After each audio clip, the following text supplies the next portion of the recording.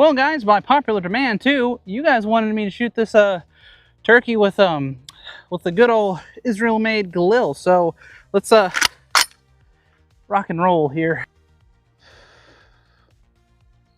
Wait, that's not a Galil? Just keep watching and you'll see why. See if I can hit it first time.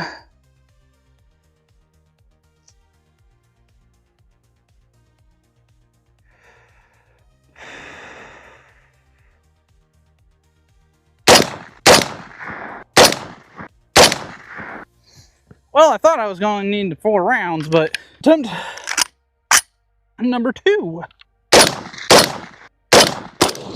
Damn, I can't fucking hit this thing at all. Holy shit. Was not ready for that recoil at all. Got it that time.